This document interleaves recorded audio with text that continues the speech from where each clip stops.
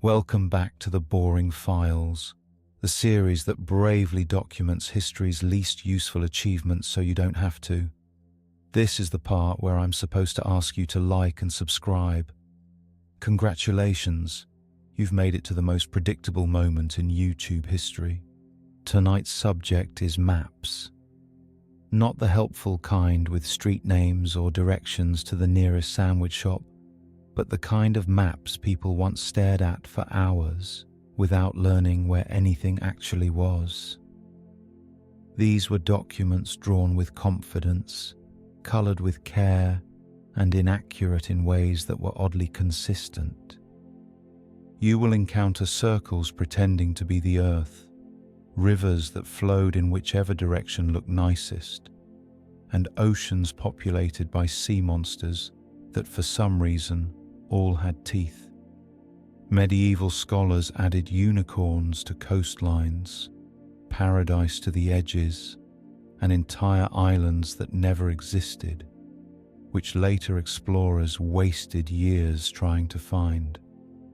Over the next 2 hours, we will examine them in excessive detail. The errors, the myths, the monsters, and the deeply questionable compass roses. By the end, you'll know more than you ever wanted to about the maps nobody used, and you'll understand why historians treasure them today. Not because they were accurate, but because they were so consistently wrong. This is the story of maps nobody used. The first problem with the maps we are about to examine is simple. No one ever quite agreed on what they were supposed to do. Today, a map exists to get you somewhere. You unfold it, or more realistically, you pinch and swipe it on your phone, and it provides directions. In the medieval world, the concept of directions was optional at best. A map might indicate the location of Jerusalem with admirable clarity, while at the same time leaving you completely baffled about how to travel from one village to the next. This was not a bug. It was the intended design. Maps were less about pointing you toward a destination and more about illustrating how the world was imagined to look when sketched onto parchment. Geography and theology shared equal billing. The earth was not represented as a collection of places to be visited, but as a stage set where biblical history unfolded. The Garden of Eden, the Tower of Babel, and the wandering Israelites all found comfortable spots on early maps, often occupying more space than actual kingdoms. Travelers seeking inns or roads were advised to look elsewhere. Part of the confusion came from the audience these maps were made for. They were rarely produced for sailors or merchants who had the practical need of not dying at sea. Instead, they were commissioned for monasteries, courts, and wealthy patrons who considered maps closer to conversation pieces than instruments of navigation. Unrolling one across a table made you appear informed, even if the details were wildly speculative. In a sense, they functioned more like medieval PowerPoint slides, useful for making a point, less useful for finding an address. The scale of these maps was equally unreliable. Distances might stretch or shrink depending on how important a place was considered. A holy site could loom disproportionately large, while an entire continent was reduced to a vague lump. The intent was not to guide footsteps, but to emphasize meaning. To a modern viewer, this produces the unnerving effect of looking at a world both familiar and nonsensical at the same time. A world where moral lessons outrank geography, and where the Nile River may or may not run directly into the ocean, depending on the illustrator's mood. In fairness, accuracy was never their strong suit, because accuracy required information, and information was in short supply. Much of what scribes knew came second-hand through travelers' tales, merchants' gossip, or the occasional fragment of classical learning preserved from antiquity. That information was then reinterpreted through religious frameworks, yielding maps that confidently displayed entire regions no one had ever visited. If a source claimed there were mountains inhabited by dog-headed people, then mountains inhabited by dog-headed people appeared. Leaving them off would have been considered sloppy scholarship. If you sense a pattern here, you're correct. The point of these maps was never to lead someone down a road or across an ocean. The point was to show the order of the world as it was understood, or perhaps misunderstood, at the time. The fact that they pointed nowhere specific was not considered a problem. It was, in its way, the most consistent feature of the entire tradition. For those expecting a reliable guide, disappointment was inevitable. For everyone else, however, the maps succeeded admirably. They offered an image of the cosmos that was coherent within its own logic, even if that logic would leave a modern traveler hopelessly stranded. And so we begin with the most basic truth about maps nobody used. They weren't designed to be used at all. Among the many forms medieval maps could take, the TO map deserves special mention. It was the simplest, the most common, and by modern standards, the least useful. The design was elegant in its way, a large circle representing the world, with a T shape inside dividing it into 3 parts. The O stood for the circular boundary of the Earth, and the T neatly separated the continents of Asia, Europe, and Africa. At first glance, it resembled a child's attempt at drawing a cookie with a crack down the middle. At second glance, it resembled that too. The idea behind the TO map was straightforward enough. The vertical line of the T represented the Mediterranean Sea, splitting Europe from Africa, while the horizontal line marked the rivers Don and Nile, dividing Asia from the rest. At the center sat Jerusalem, which was not up for debate. To the medieval mind, this arrangement made perfect sense. The known world was a circle, the important places were in the middle, and everything else could be fitted conveniently into thirds. Accuracy was optional. It is worth noting what the TO map did not provide. It did not tell you how far it was from Rome to Paris. It did not indicate the shape of a coastline, the depth of a harbour, or the location of a mountain range. It was not meant to be carried by travellers, sailors, or anyone else with plans to physically move across the landscape. Instead, it was designed to hang in a monastery or library, where monks could nod approvingly at the neatness of God's creation arranged like a pie chart. This approach had some unintended side effects. By placing Asia at the top and giving it half of the entire circle, the maps gave the impression that Asia was both much larger and much more important than Europe. This was not entirely inaccurate in a cultural sense, but it did little to help medieval Europeans understand their own geography. For example, Africa was reduced to a kind of small wedge at the bottom right, as though the entire continent were little more than an afterthought. Travellers from Africa might have taken offence if any had been consulted. The charm of the TO map lies in its audacity. Rather than admit ignorance about the size or shape of the world, medieval cartographers boldly drew a complete one anyway. It was the geographical equivalent of turning in homework with the instructions still printed on it. Everyone could see the limitations, but the sheer confidence of the presentation made it seem authoritative. And since these maps were copied endlessly in manuscripts, the design spread everywhere, enshrining the circle with a T as the official diagram of the Earth. If a sailor had tried to use a TO map, the result would have been predictable. confusion, followed by shipwreck, followed by awkward questions about why Asia appeared directly north of Europe, when in fact it was not. Thankfully, few sailors ever tried. These maps remained safely within the world of scholars and theologians, where they caused no immediate harm except to the concept of geography.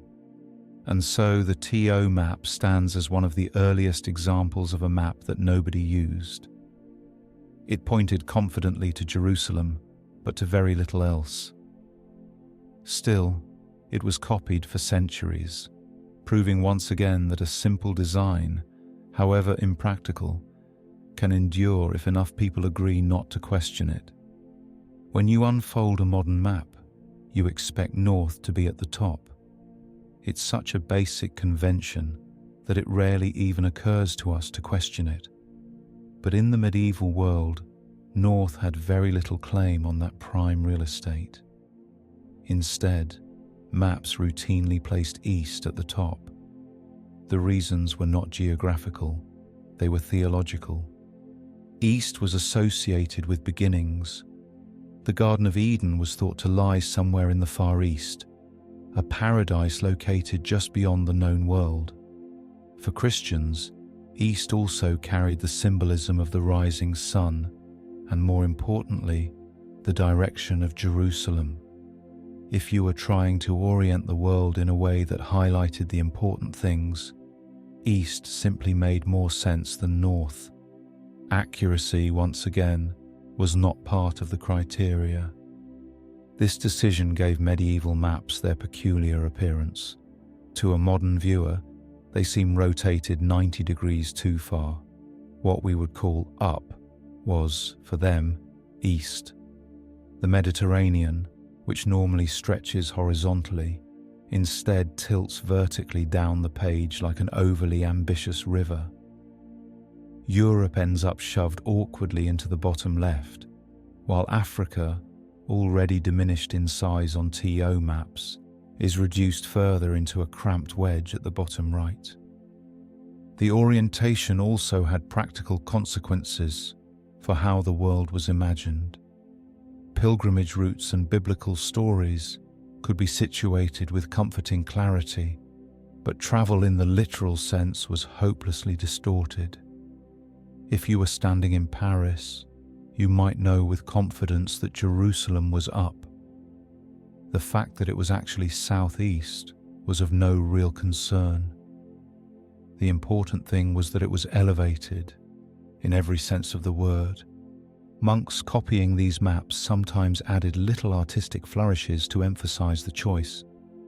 The east-facing top of the map might be crowned with a depiction of Eden, often including Adam, Eve, and an oversized serpent. This ensured that anyone looking at the world was first greeted not by a coastline or a mountain range, but by humanity's eviction notice from paradise. It was a strong opening act, if a confusing way to navigate the Alps. To modernize, the idea of orienting a map by symbolism rather than compass direction seems bizarre, but in its context, it was entirely logical. A map was less about guiding a traveler across land than about guiding the mind through theology. Placing east at the top reminded the viewer of sacred history every time they unrolled the parchment. Whether or not it helped them find an inn along the way was irrelevant. Inns, after all, were temporary. Jerusalem was eternal. It is worth pausing here to note how flexible the definition of orientation was. The word itself, from the Latin orientare, literally means to face east. The convention of putting north at the top only arrived much later, after compasses and more practical charts began to dictate terms. Until then, medieval Europe remained happily rotated, looking toward Eden even if that meant tilting the entire planet sideways. Of course, this meant that anyone unfamiliar with the custom could misread the map entirely. A traveler used to thinking in north-south terms might glance at a TO map set off in the wrong direction, and only later realized that the map had been pointing to theology, not geography. For the modern viewer, that mismatch is the real charm. The maps were not wrong, they were simply right about something else entirely. And so, medieval maps continued to point eastward, not because east was geographically helpful, but because it was spiritually correct. This orientation prepared the ground, quite literally, for the next peculiarity. Maps drawn less from the earth beneath one's feet, and more from the manuscripts piled on a scholar's desk. If you're wondering who was responsible for drawing circles, crosses, and rivers flowing in the wrong direction, the answer is usually monks. Medieval monasteries were not just centers of prayer, they were also hubs of book production. The people with the time, parchment, and ink to spare were not sailors mapping coastlines or merchants charting trade routes. They were scribes in quiet rooms, copying manuscripts with patient precision and occasionally doodling the known world in between sermons. This helps explain a great deal. Monks were not primarily concerned with practical geography. Their maps were less like atlases and more like illustrated commentaries on scripture. The world was arranged so that biblical stories could be located with ease. Noah's Ark, the Garden of Eden, and the Tower of Babel all received prominent real estate. The distance between Paris and London, meanwhile, was of little consequence.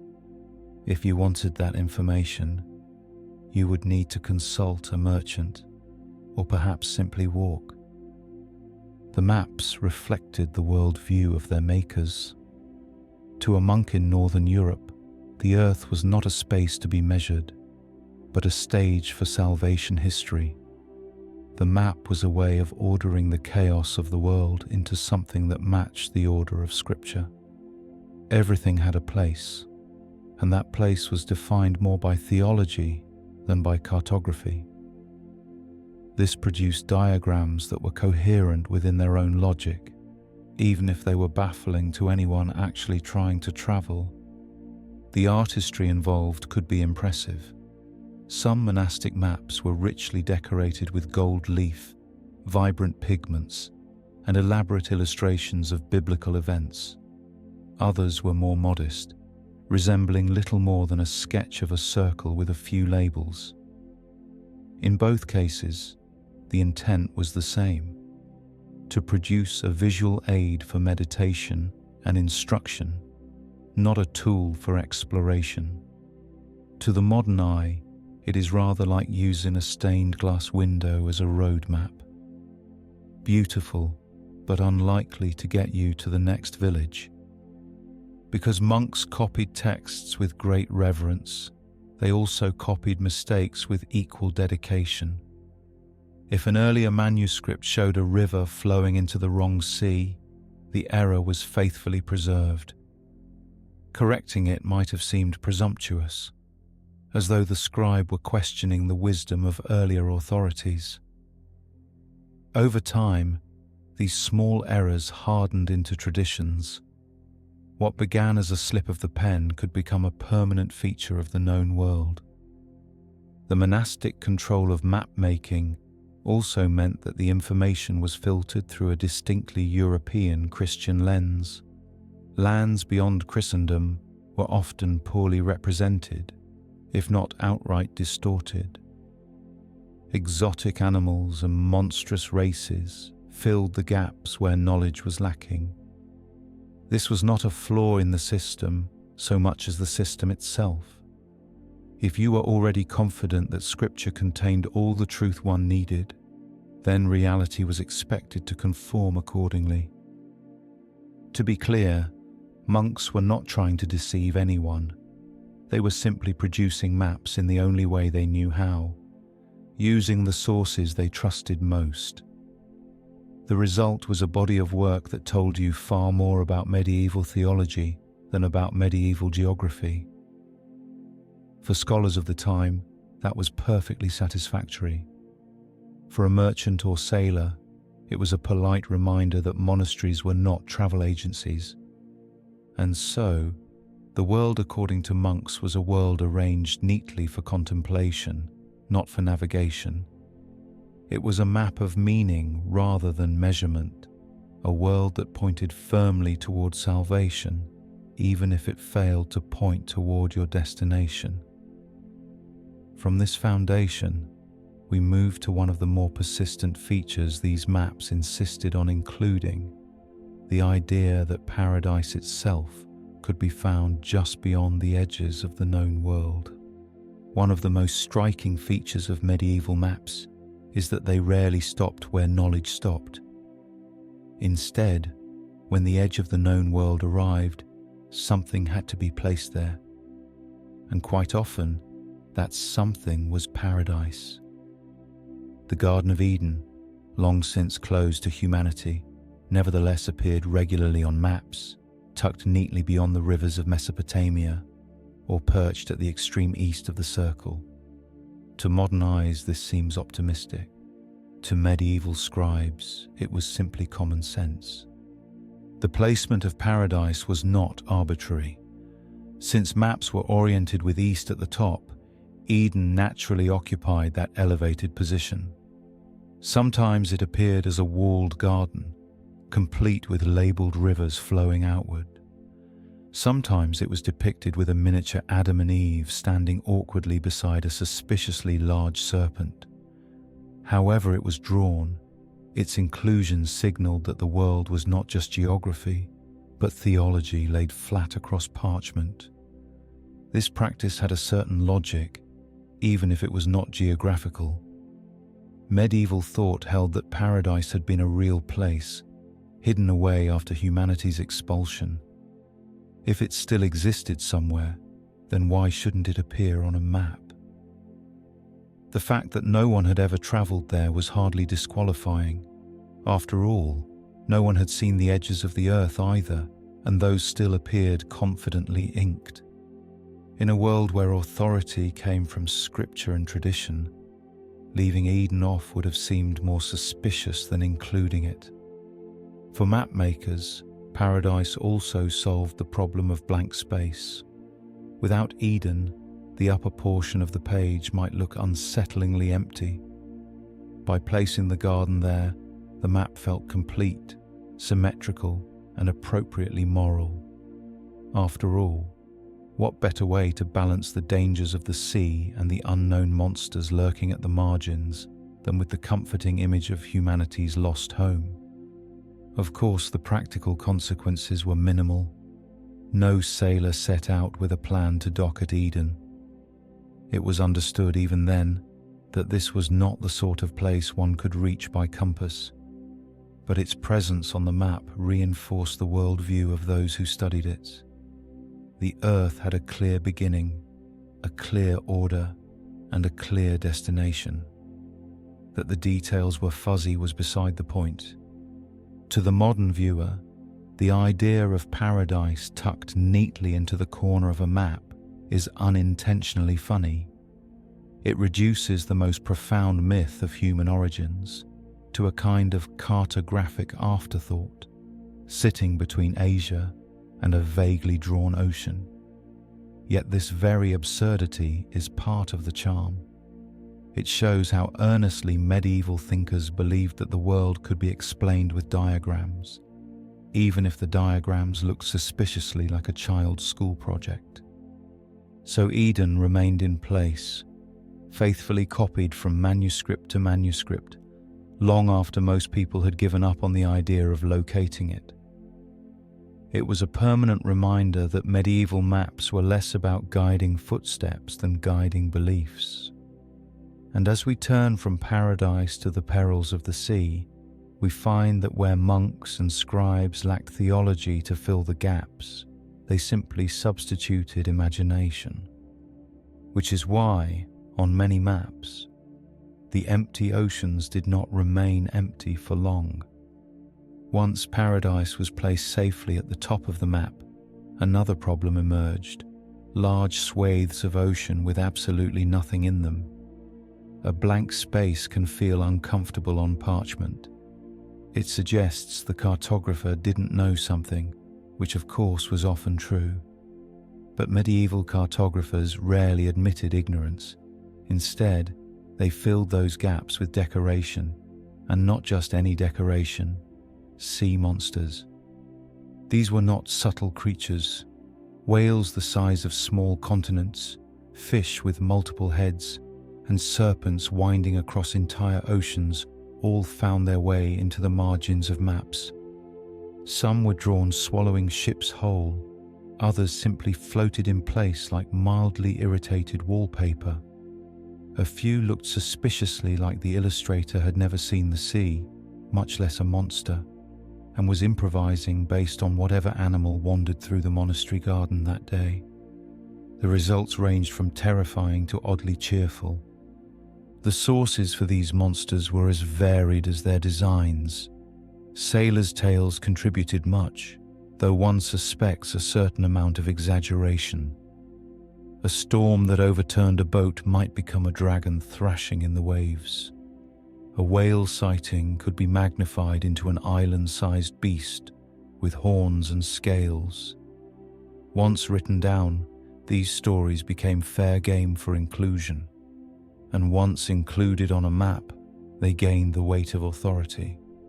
If the map showed a sea serpent lurking off the coast of Norway, then surely it must exist. After all, monks would not draw frivolously.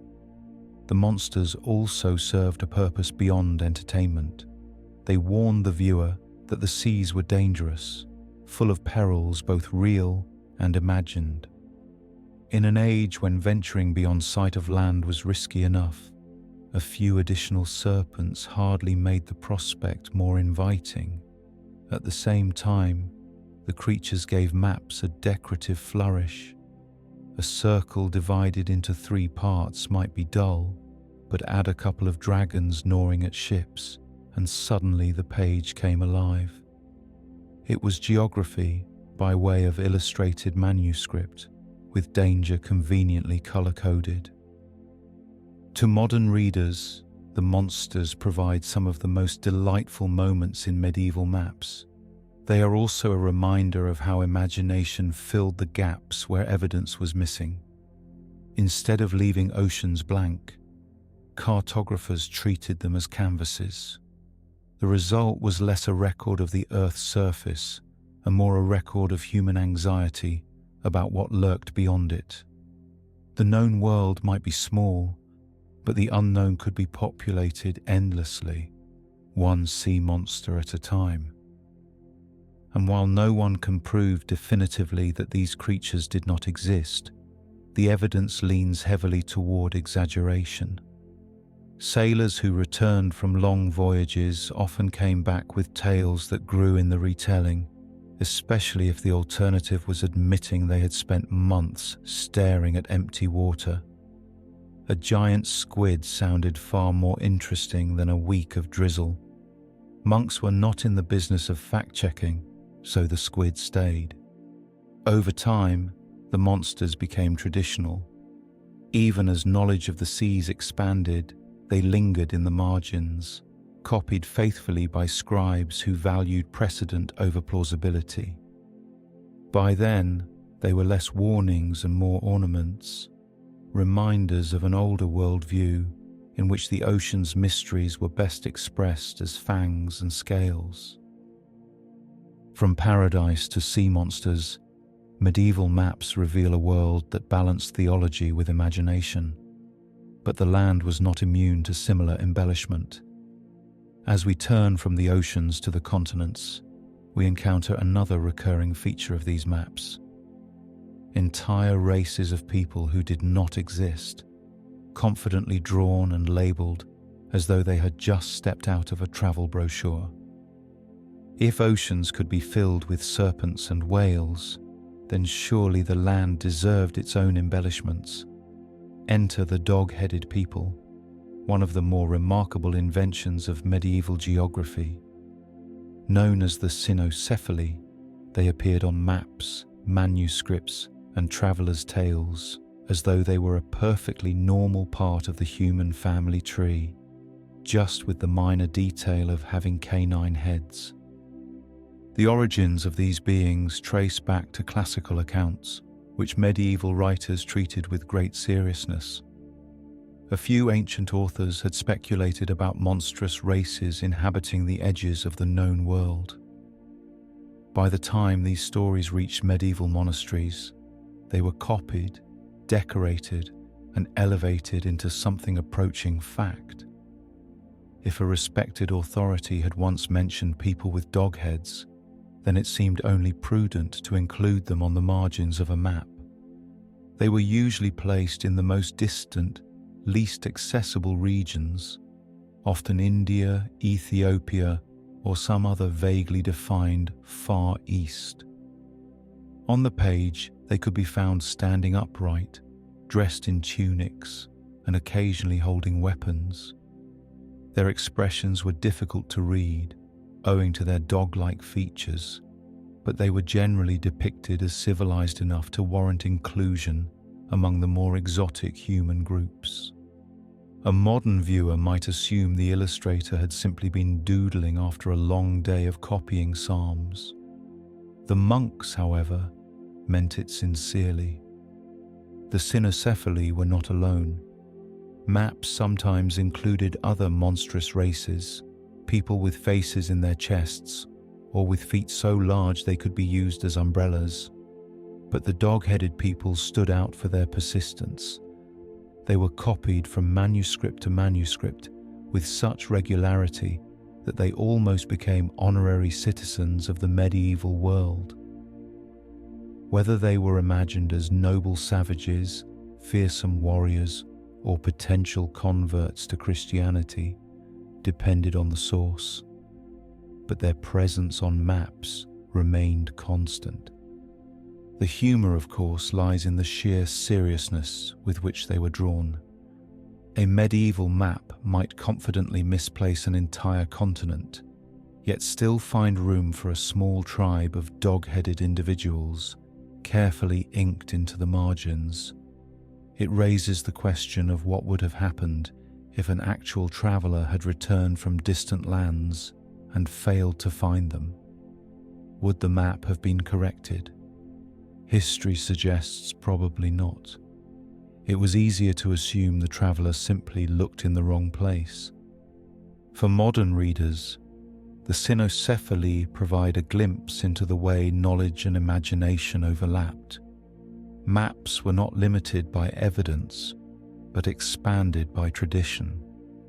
If tradition said there were dog-headed people, then the parchment received dog-headed people. And since accuracy was never the chief concern, no one felt embarrassed about the inclusion. Instead, they were another reminder that the edges of the world were full of marvels, some dangerous, some ridiculous, but all worth illustrating. Thus, the maps became crowded with creatures both aquatic and terrestrial. And as the land filled with dog-headed people and the seas churned with monsters, another problem arose. The rivers, which on medieval maps often flowed in directions that defied geography, physics, and occasionally common sense. If the creatures on medieval maps looked unfamiliar, the rivers looked downright confused. One of the stranger habits of medieval cartography was its treatment of rivers as flexible decorations, able to flow in whichever direction best suited the design of the page. They were less physical waterways than convenient lines, stretching and bending to connect the important points a scribe wanted to emphasize. Geography was not the main priority, symmetry was. Take the Nile, for example. Its actual source remained a mystery to Europeans for centuries, which gave mapmakers the freedom to be creative. On some maps, the Nile emerged from a pair of fantastical lakes near the equator. On others, it flowed from the east, conveniently close to Eden. A few maps even had it splitting and rejoining like a wandering piece of ribbon. Whether any of these versions corresponded to reality was beside the point. The Nile's main job was to be long, impressive, and clearly labelled. Other rivers received similar treatment. The Don and the Nile, for instance, played starring roles in the TO map, forming the crossbar of the T. Their placement was less about accuracy and more about balance, dividing the world neatly into three parts. If the Don had to shift a few hundred miles, or the Nile had to bend in improbable ways, that was considered an acceptable sacrifice to make the world look tidy on parchment. In the medieval imagination, rivers were less stubborn forces of nature and more cooperative lines willing to reroute for theological convenience. This tendency reveals something about the priorities of the time. For monks and scholars, rivers were not measured in miles or cubic flow, but in meaning. They marked boundaries between continents, symbolized the divisions of humanity, and echoed biblical descriptions. The idea of checking them against actual geography would have been considered irrelevant, if not impertinent. After all, if Scripture suggested a river flowed in a particular direction, it seemed only right to honor the text rather than the terrain. To modernize, the results are unintentionally funny. A map might show rivers flowing uphill, splitting into multiple streams, or connecting two bodies of water that, in reality, never meet. It is as though the cartographer viewed rivers not as geological features, but as decorative flourishes to keep the parchment from looking too empty. In fairness, it worked. A twisting, oversized river filled space nicely, even if it made no sense to anyone who had ever stood on its banks. Travelers, of course, could not rely on these maps for navigation. Following a river on parchment might lead you confidently into a swamp or leave you standing in front of a mountain that was never supposed to exist. But this was rarely a problem, since the people using these maps were not typically travelers. They were scholars, nobles, or monks, for whom the elegance of a map mattered far more than whether its rivers obeyed gravity. And so, medieval maps continued to feature rivers that wandered freely, obeying artistic needs rather than natural laws. They reflected a world ordered by meaning, not measurement, and by symbolism, not survey. Which brings us, inevitably, to another feature scribes felt no map should be without: a healthy warning label for the unknown.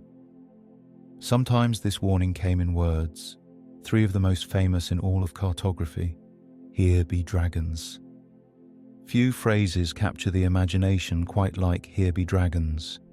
It conjures up images of daring explorers, trembling cartographers, and oceans filled with scaly beasts waiting just beyond the horizon. The reality, however, is considerably less dramatic. Medieval maps rarely contained those exact words. Instead, they relied on a combination of illustrations, Latin warnings, and general creative flair to mark unknown areas. The phrase itself became popular much later, retroactively applied as though every scribe had kept a stamp handy for dragon territory. That does not mean the sentiment was absent. Blank regions of maps often carried ominous notes, such as "Hic sunt leones," "Here are lions," or "Terra incognita," "Unknown land." The point was the same. Beyond this boundary lay dangers best left unspecified. Sometimes the dangers were drawn in detail: serpents, whales, or hybrid creatures pulled from travellers' tales. Other times, the warning was simply the lack of information, with the edge of the map shaded into nothingness. Either way, the effect was clear: go further at your own risk. The humour, of course, comes from the seriousness with which these labels were applied. A map might confidently misplace entire continents, but when it came to empty space, caution prevailed. Rather than admit ignorance, the cartographer decorated the gap with menace. It was less geography than mood setting, as though the parchment itself were warning the reader not to wander off the edge. In practice, no sailor ever turned back at the sight of a tiny dragon painted on vellum. Navigators relied on experience, stars, and whatever passed for local charts, not on scholarly depictions of monsters. The warnings were aimed more at readers in monasteries and noble courts, who found reassurance in the idea that the world was dangerous in all the right places. An unexplored ocean seemed less unsettling if it was already populated with hazards, even if those hazards had never been confirmed by anyone willing to leave port. The persistence of "here be dragons" as a cultural shorthand says more about modern imagination than medieval practice. It appeals to the idea that the world once had sharp edges, and that beyond those edges lay something worth fearing. In truth, the maps were as much about filling space as instilling terror. A blank parchment was wasted parchment. Better to give it teeth and scales than leave it looking unfinished. Still, there is a certain charm in the idea. Even if dragons were rarely spelled out in so many words, their presence haunts the margins of medieval maps. They remind us that fear and curiosity often occupied the same space. The unknown was not left empty, it was given form. And if that form happened to have wings and claws, so much the better. As we move forward, the focus shifts from the warnings at the edges to the mistakes at the center.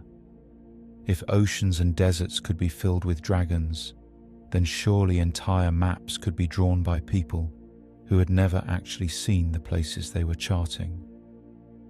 Which brings us to one of the most consistent problems in the history of cartography: maps created by individuals who never traveled at all. A curious fact about many medieval maps is that they were drawn by people who rarely, if ever, left their cloisters or courts. The average cartographer of the time was not a seasoned sailor or an adventurous explorer, but a monk hunched over a desk, working by candlelight. His primary tools were parchment, ink, and the second-hand stories of others. His main experience of the world was confined to the walls of a monastery, interrupted occasionally by a short walk to the garden. And yet, he was tasked with charting the entire earth. This explains much about the peculiarities of medieval cartography. A scribe who had never seen a coastline might not worry too much about getting it right. A rumor from a merchant about an island off the coast of Asia could be accepted at face value, drawn neatly onto the page, and passed down as fact for generations.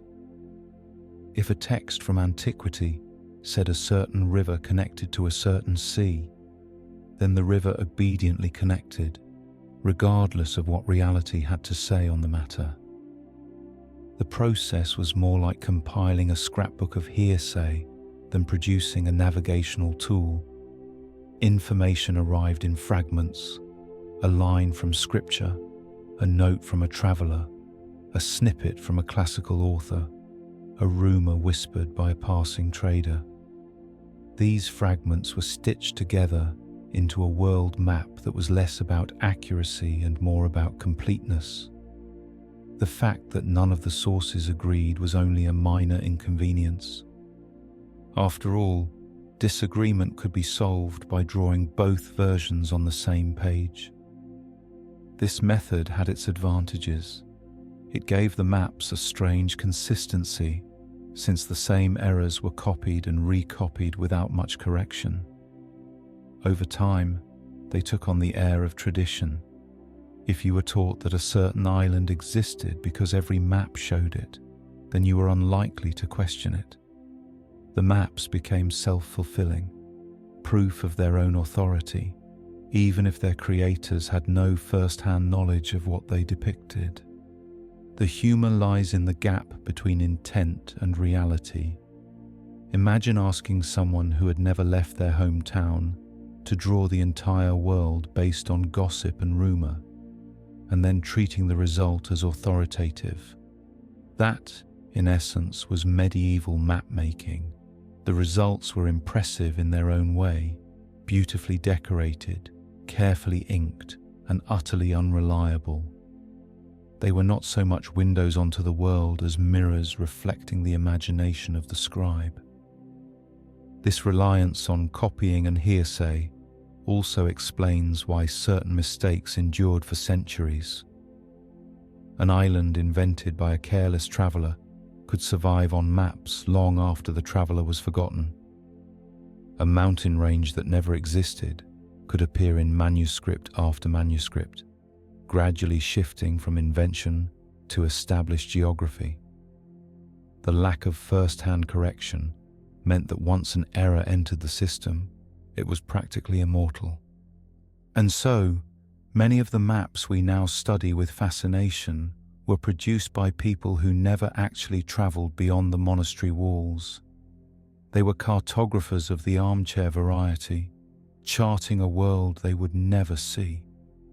The irony is that their work has lasted longer than many of the voyages they ignored. Their errors became history, preserved in ink and copied for generations.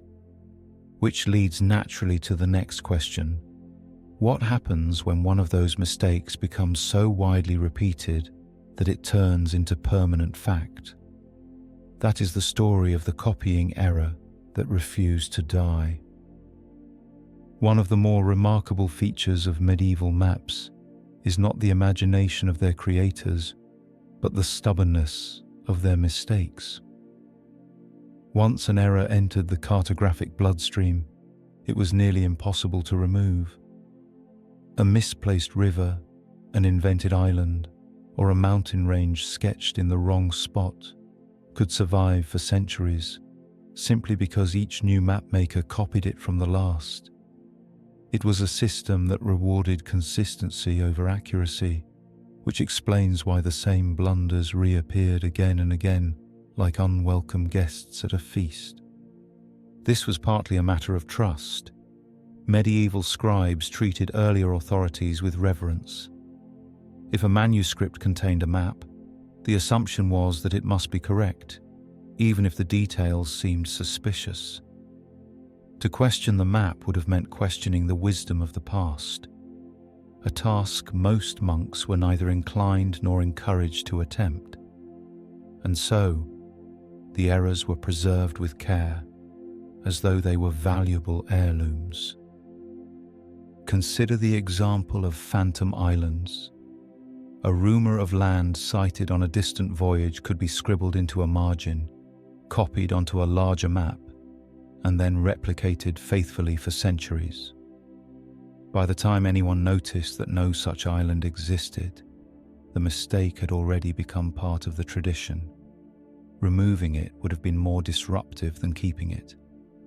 Better to let the island remain, quietly floating in ink, than to risk the embarrassment of rewriting a trusted source. The problem compounded with the spread of printing in the 15th century, where once an error had to be hand-copied laboriously by monks. Now it could be multiplied in hundreds of identical atlases. A single slip of the pen could suddenly achieve wide distribution, transforming from a local blunder into a pan-European certainty. What had once been a curious mistake became an established feature of the world. Explorers sometimes set sail specifically to find these places, spending months or years chasing after a dot that only existed because someone, centuries earlier, had a shaky hand. There is a kind of grim comedy in this process. A traveler invents a detail, a scribe records it, and generations of readers accept it without question. By the time the truth emerges, the error has more historical weight than the correction.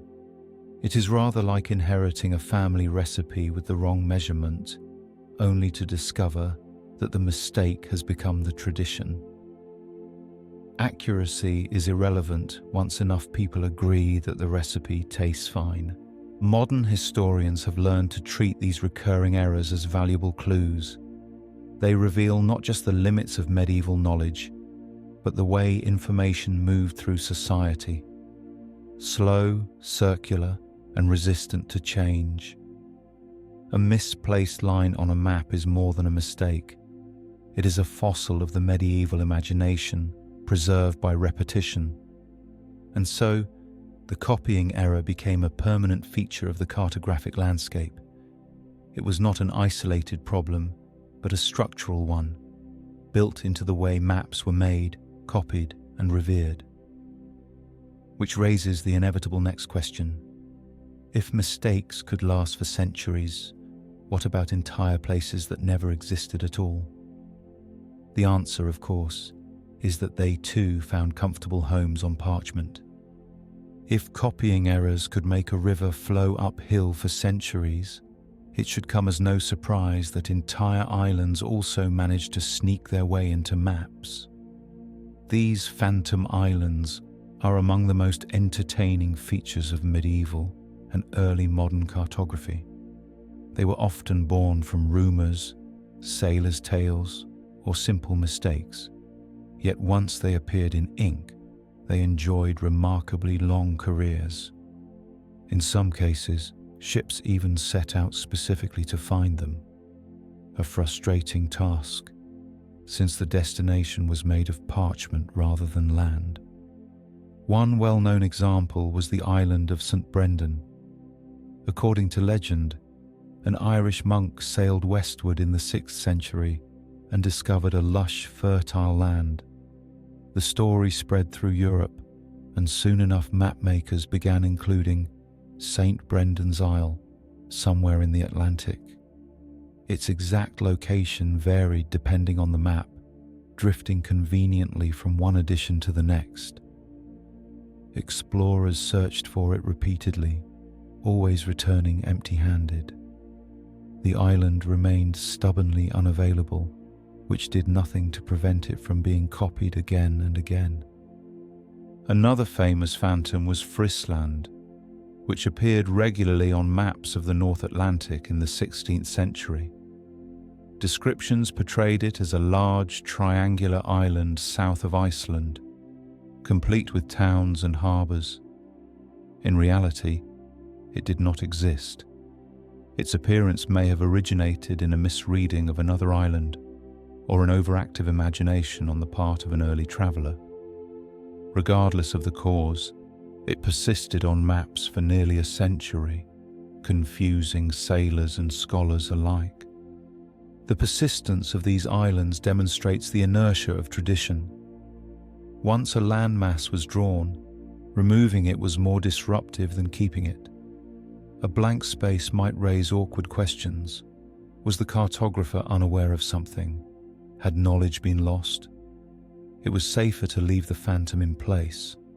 At worst, no one would find it. At best, perhaps someone would stumble upon a new discovery and confirm the map's wisdom. The humour, of course, lies in the earnestness of the pursuit.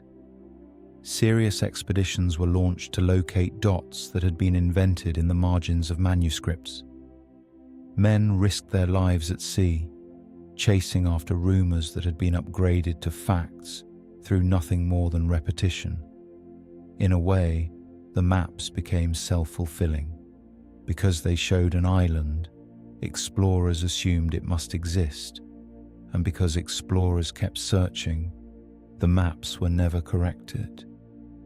For modern readers, these phantom islands provide a fascinating glimpse into the feedback loop between imagination and authority. They reveal how much weight a simple drawing could carry and how reluctant people were to question tradition. After all, if every map showed St. Brendan's Isle, who was bold enough to insist it wasn't there? The absence of evidence was never considered evidence of absence. it was only proof that no one had looked in the right place yet. And so, fantasy islands continued to float across the Atlantic and beyond, permanent fixtures in an imaginary geography.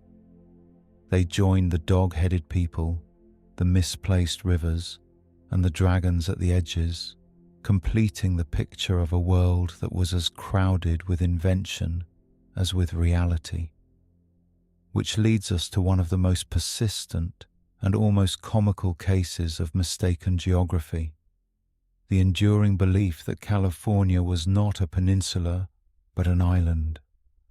Among all the phantom lands that drifted across medieval and early modern maps, none had a career quite as impressive as the so-called island of California. For centuries, California was confidently drawn not as a peninsula attached to North America, but as a vast island floating freely in the Pacific, as though it had simply decided to detach itself for convenience. Sailors could not agree on where it started or ended, but cartographers never hesitated to sketch its generous outline with great certainty. The origins of this mistake were as literary as they were geographical. A Spanish romance novel from the early 1500s, Las Sergas de Esplandian, described a mythical island named California, populated entirely by warrior women and guarded by griffins. When explorers reached the west coast of North America, someone decided that reality and fiction should overlap. Thus, the new land was labeled California, and before long, map makers were surrounding it with water on all sides. After all, if you're going to misinterpret a novel, you may as well commit fully. Once the error appeared on a few influential maps, it quickly spread. Atlas after atlas showed California as a detached landmass, with a helpful channel of ocean between it and the mainland.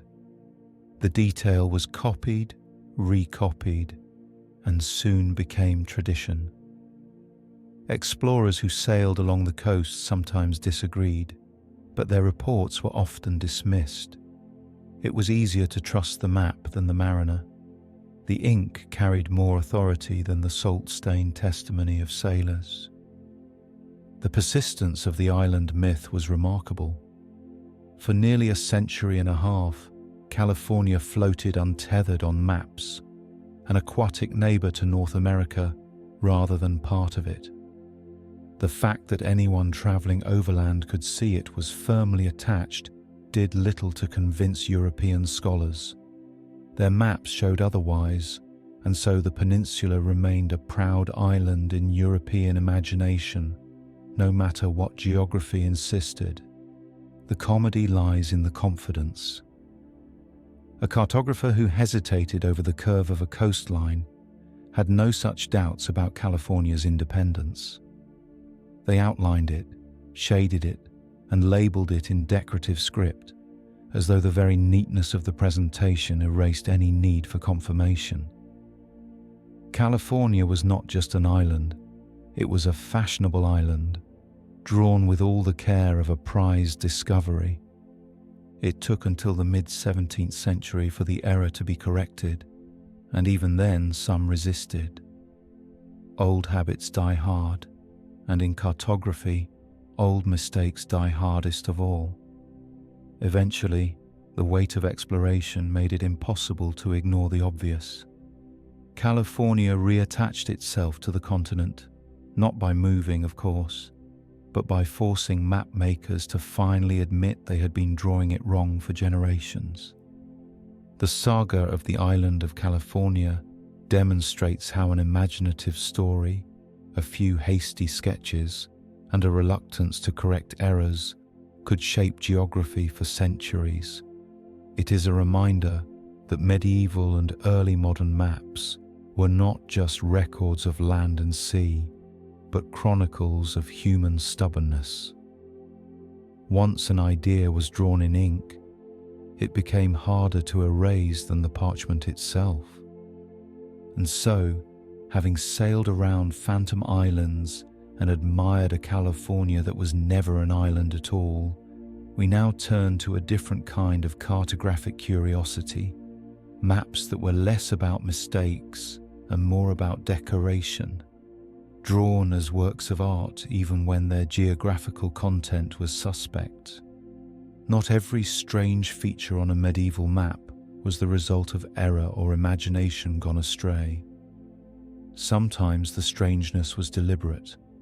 Many maps were created less to guide travelers than to impress viewers, functioning as works of art that happened to contain a few geographical references.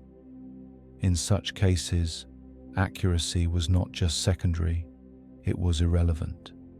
The map's real job was to decorate, dazzle, and convey prestige. This attitude is most obvious in the Great Wall maps and elaborate atlases produced for nobles and wealthy patrons. These were often painted on large sheets of parchment or even applied directly onto walls, designed to be admired during feasts or discussions rather than consulted on voyages. Coastlines might be vaguely recognizable, but the eye was drawn more to the gilded compass roses, bright colors, and intricate illustrations of exotic animals. It was geography reimagined as interior design. For monasteries too, maps served as teaching tools or devotional aids. Their value lay in how they illustrated the order of creation, not how well they matched physical terrain. The Garden of Eden, the paths of the apostles, and scenes from scripture filled the spaces that modern maps would devote to borders or mountain ranges. A visitor admiring the map might come away inspired by its symbolism, though no wiser about how to get from one town to the next. There was also the matter of status. Possessing a large, beautifully painted map suggested sophistication, wealth, and learning. The details hardly mattered as long as the map looked impressive. Just as a modern office might display a globe that is rarely, if ever, consulted, a medieval court might hang a map whose chief function was to signal authority and refinement. If the coastline happened to be in the wrong place, few guests were likely to complain. This approach produced maps that were often breathtaking in appearance and useless in practice. Rich pigments, gold leaf, and elaborate script made them works of art, sometimes more valuable than the manuscripts they accompanied. Yet for all their beauty, they were unreliable guides. A sailor setting off with one tucked under his arm would have been better served by a compass and a good sense of direction. The humor lies in the gap between intent and outcome. A noble might proudly display a map to demonstrate his grasp of the world, unaware that its errors outnumbered its accuracies. The map was more conversation piece than reference work, the medieval equivalent of showing guests a coffee table book you haven't actually read. It impressed, but it did not inform. Seen from this angle, medieval maps make perfect sense. They were designed not as navigation charts, but as symbols of knowledge, piety, or wealth. They were closer to illuminated manuscripts than to atlases, artifacts that recorded a worldview rather than a world. In this way, they served their purpose admirably, even if that purpose had little to do with travel. Having admired these artistic creations, we now turn to the moment when cartography began to lean toward practicality, the rise of portolan charts, which finally gave sailors something resembling a useful tool, even if it came wrapped in decorative flourishes of its own. Amid the theological diagrams, phantom islands, and dog-headed tribes, a different kind of map quietly emerged during the late Middle Ages, the portolan chart. Unlike most of its predecessors, the portolan chart actually worked. Sailors could unfold one, look at the coastline, and recognize where they were. For the first time in centuries, maps began to resemble the world in ways that matched practical experience. Portolan charts focused on the Mediterranean and later the Atlantic coasts. They were drawn with remarkable accuracy, showing harbours, capes, and bays in enough detail to guide a voyage. The lines crisscrossing the charts, called rhumb lines, indicated sailing directions, radiating outward from compass roses. These were not symbolic gestures toward theology, but functional tools for navigation. A sailor could follow the lines, and with a bit of luck arrive somewhere close to the intended destination. What made Portolan charts so striking is that no one is entirely sure how they were developed. They appeared suddenly in the 13th century with a level of accuracy that seems out of place in the context of earlier maps. Some historians suspect they were based on the accumulated experience of generations of sailors rather than scholarly speculation. If so, they represent one of the rare instances in medieval mapping where practical knowledge trumped tradition. Yet even these useful charts could not entirely escape the medieval love of decoration. Compass roses multiplied across the parchment, often drawn in brilliant colours. Borders were adorned with illustrations of kings, mythical beasts, and the occasional saint. While the coastline might be accurate enough to help a sailor find a harbour, the margins still served as canvases for imagination. It was as if the map makers could not resist combining practicality with a flourish, producing documents that were equal parts tool and artwork. The charts were also limited in scope. They worked well for coasts, but offered little help inland. Towns might be marked, but rivers and mountains were treated casually, if at all. A sailor navigating the seas found them invaluable. A traveller crossing land would have been no better off than before. Even at sea, the charts assumed fair conditions and competent navigation. A misplaced compass reading could still leave a ship drifting for weeks, no matter how pretty the rhumb lines looked on parchment. The humour lies in the contrast. After centuries of maps that were almost entirely useless, medieval Europe finally produced charts that worked, and then immediately festooned them with so much decoration that they risked becoming difficult to read. It is the cartographic equivalent of inventing the recipe for bread and then burying it under elaborate icing. The substance was there, but so was the distraction. Still, Portolan charts marked a turning point.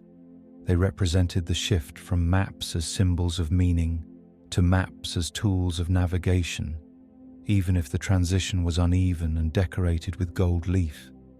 For the first time, cartography began to serve sailors rather than scribes, giving voyages across the Mediterranean a degree of reliability that had long been absent.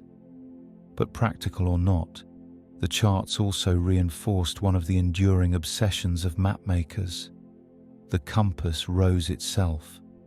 No longer a mere guide, it became a decorative centerpiece, multiplied until maps sometimes seemed less like guides to the seas and more like floral arrangements in ink. If medieval sailors finally received something resembling a usable map in the form of Portolan charts, they also received something else, an overwhelming number of compass roses. These ornate circles, sprouting lines in every direction, became the signature decoration of practical maps. In theory, they served a clear purpose. They showed sailing directions, helping navigators orient themselves at sea. In practice, they multiplied so extravagantly that they began to look less like navigation aids and more like botanical specimens blooming across the parchment. Each compass rose featured a central point from which rhumb lines radiated outward, forming a starburst of directions. The lines allowed sailors to plot courses across the sea by aligning them with a compass needle. For a navigator, this was revolutionary. Instead of relying solely on experience or guesswork, they had a diagram that could be matched to the real world.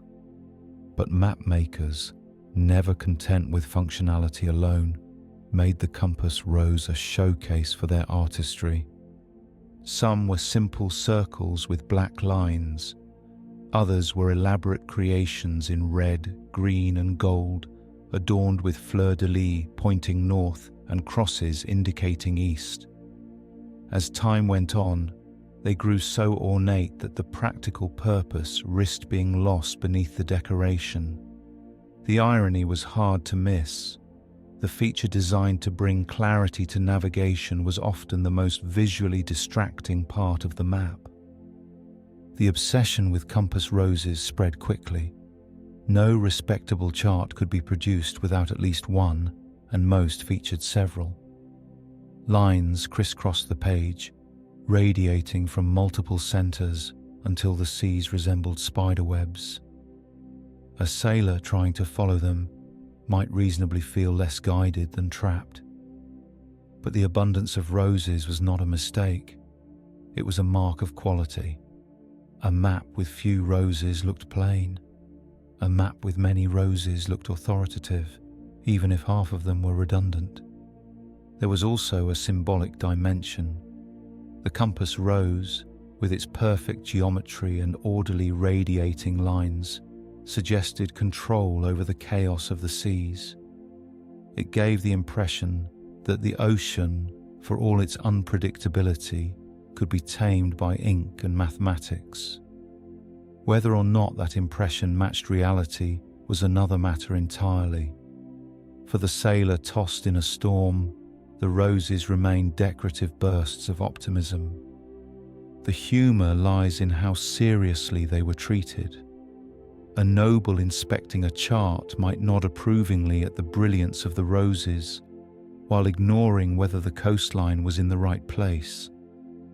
The compass rose became a cartographic distraction, a glamorous feature that reassured the viewer of the map's authority, regardless of its accuracy. It was the medieval equivalent of adding unnecessary chrome to a car, shiny, impressive, and of limited practical benefit. Still, the compass rose left a lasting legacy. Even modern maps and nautical charts retain versions of the design, a reminder of how medieval cartographers married function with flourish. What began as a practical aid became a decorative obsession, copied so faithfully that it outlasted many of the maps themselves. But for all their beauty, compass roses could not solve a deeper problem. Sailors often ignored the maps altogether. Even with roses blooming across the parchment, captains trusted their own experience more than the ink on vellum. Which brings us to the next curious twist in this story. Maps that were admired in libraries but left behind on ships. For all the effort that went into making maps elaborate, colourful, and heavily decorated with compass roses, one awkward truth remained. Many ship captains simply ignored them. The practical men of the sea trusted their eyes, their compasses, and their memories far more than any parchment unrolled on a desk. To a captain accustomed to reading stars and tides, the map looked like an accessory for scholars rather than a tool for survival. This was not entirely unfair. Many maps were produced in monasteries or courts by men who had never sailed further than the nearest river. Their diagrams, while beautiful, often failed to capture the realities of wind, current, and coastline. Captains knew this, and they treated maps with suspicion.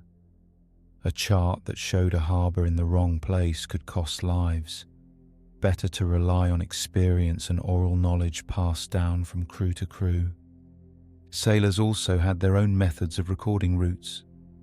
They kept portolani, practical lists of distances, bearings, and landmarks that functioned as verbal maps without the illustrations.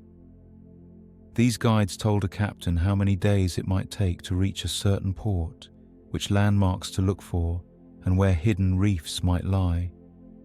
Unlike grand atlases, these notes were spare, unadorned, and designed for actual use. A sailor might consult a scribbled portolano more readily than a gleaming parchment covered in sea monsters and saints. The result was a curious split. Maps were admired in libraries, but less trusted on decks. Nobles and scholars praised their artistry, while sailors muttered about their impracticality. Some captains carried maps aboard for show, only to stow them safely away once the voyage began. Others treated them as ceremonial objects, consulted in port to impress patrons, but ignored at sea where mistakes were costly. The gulf between the cartographic imagination and nautical reality was wide, and no amount of gold leaf could close it. There is humor in this disconnect. While scribes labored over dragons and compass roses, sailors were squinting at the horizon, muttering that the parchment had clearly never been out in a storm. A captain might nod politely at a map before tossing it aside in favor of what the stars or his memory told him. For all their magnificence, the maps were often relegated to the status of decorative baggage, nice to own, but not to trust. Yet despite this skepticism, maps retained a certain authority. Even captains who ignored them at sea might display them proudly when reporting to sponsors or nobles.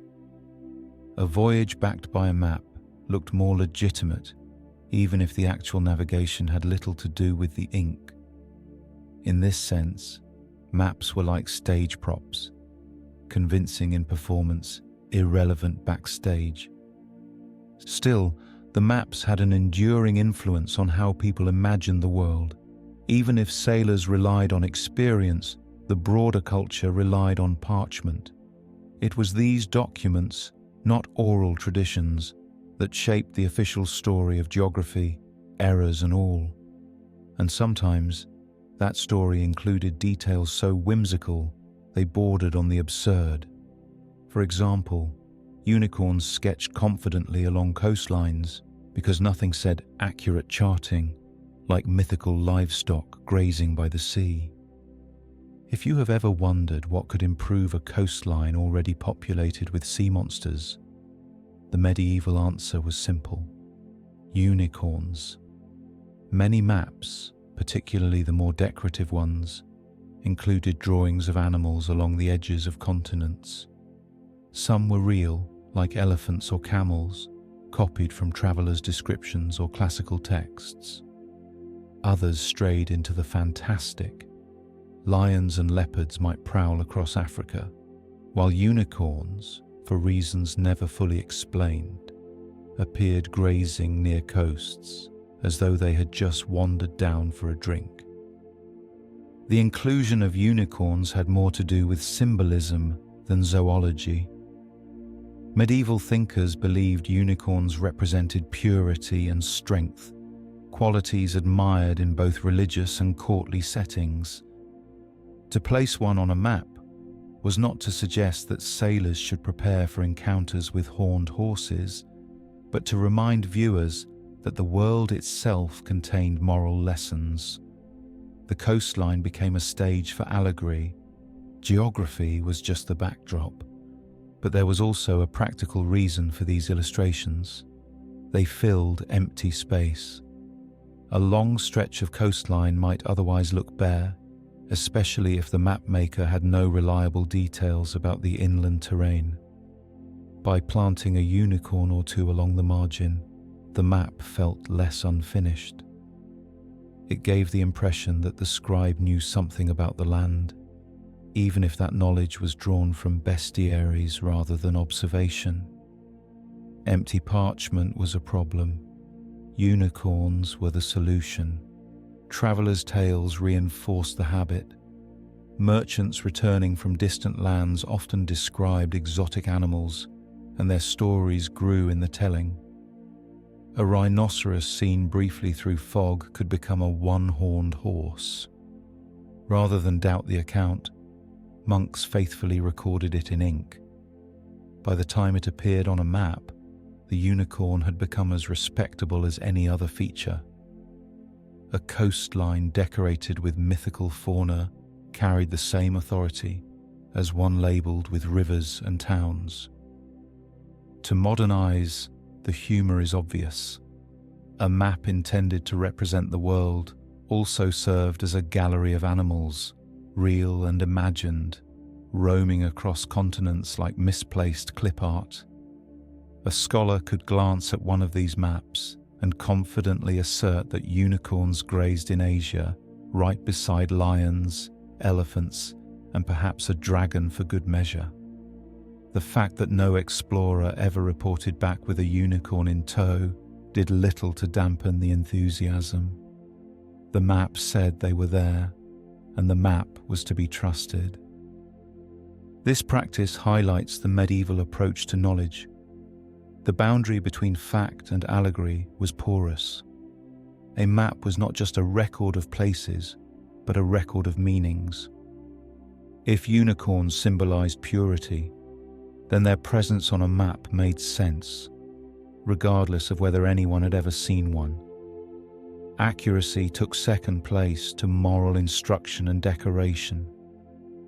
And so, the coastlines filled with creatures, some real, others fantastical. The maps became crowded not only with places no one had visited, but also with animals no one had encountered. They were as much encyclopedias of belief as guides to the earth. But decoration carried its risks. Once a coastline was festooned with symbols, colours and animals, it was easy for the details to become more confusing than enlightening.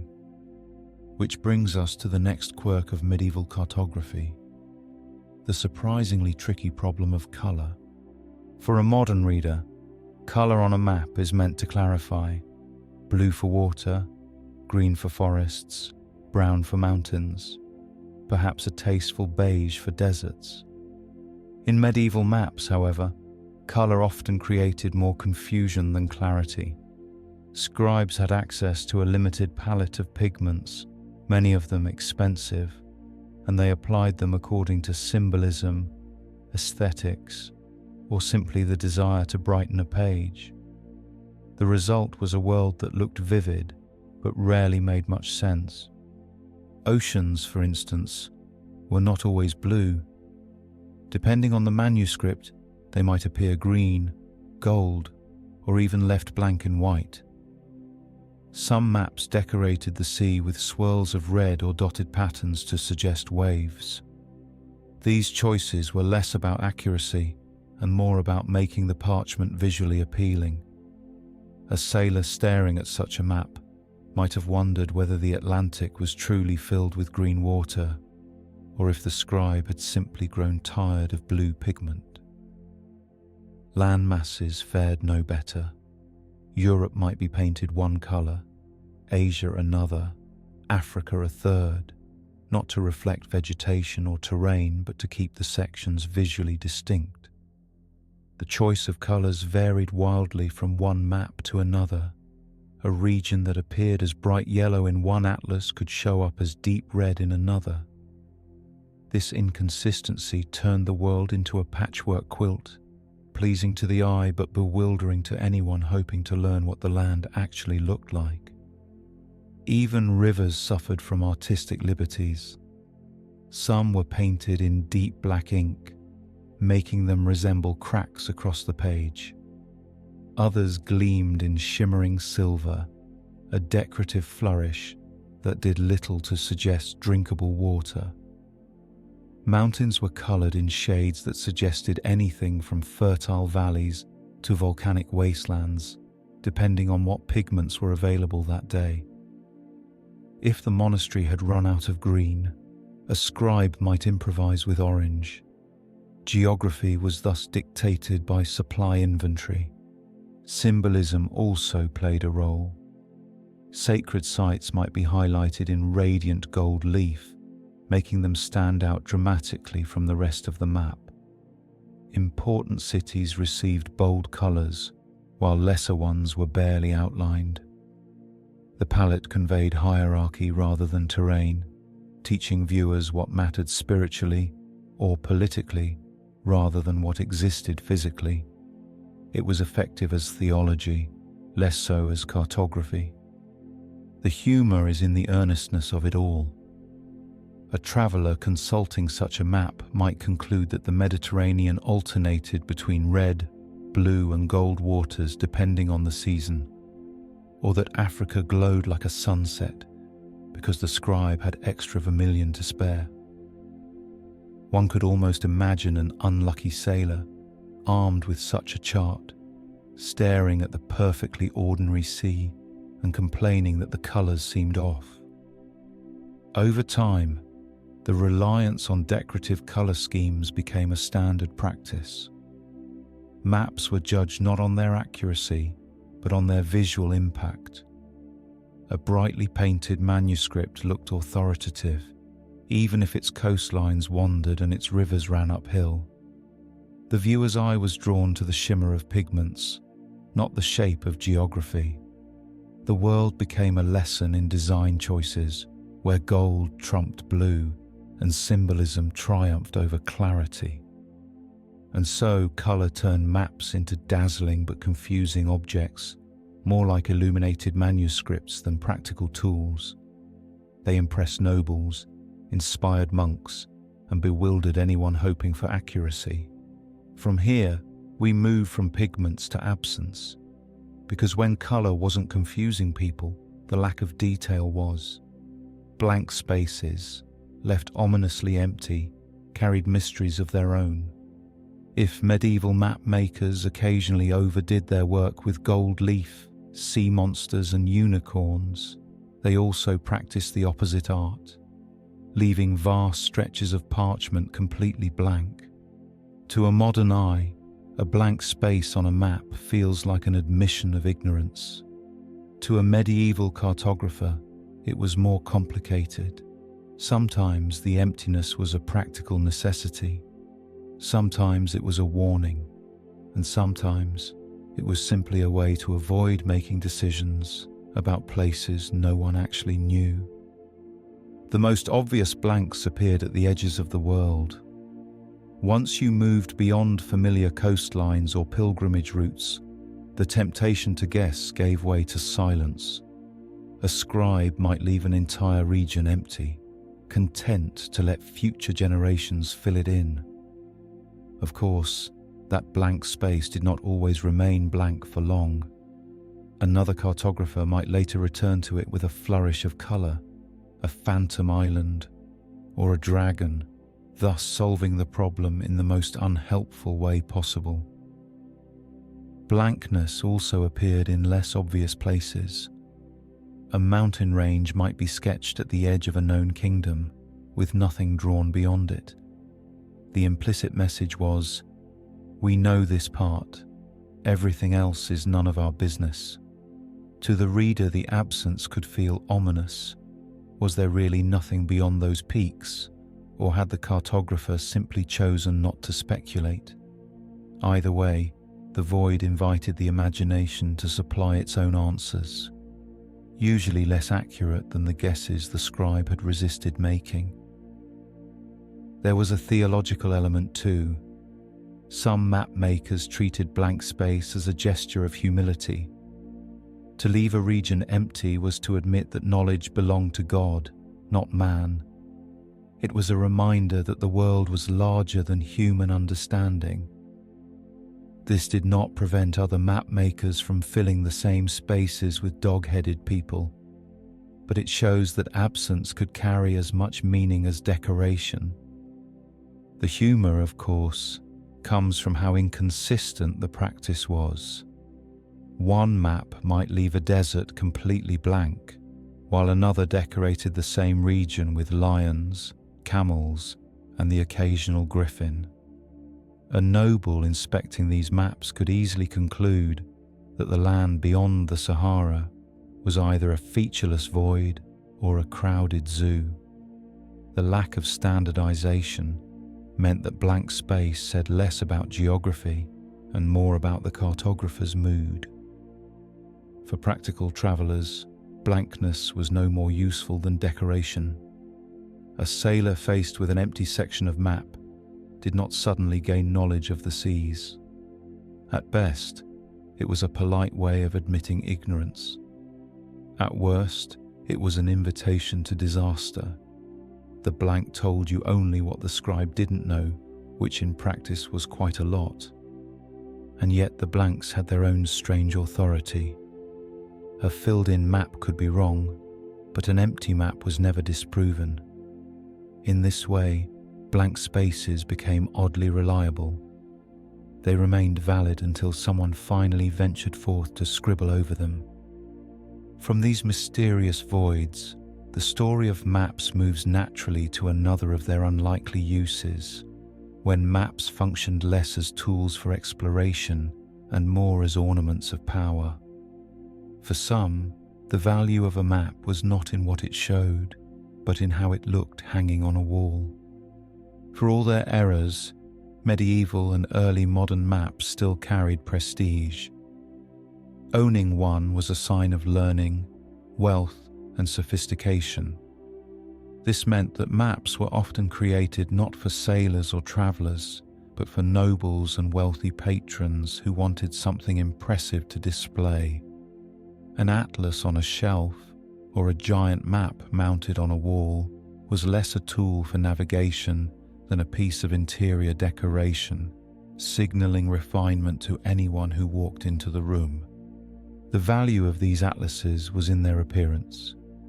They were bound in fine leather, illustrated with elaborate borders, and painted with bright pigments that turned the world into a kind of illuminated manuscript. The maps inside might be filled with errors, but that mattered little. Guests were not expected to check coastlines against their own travels.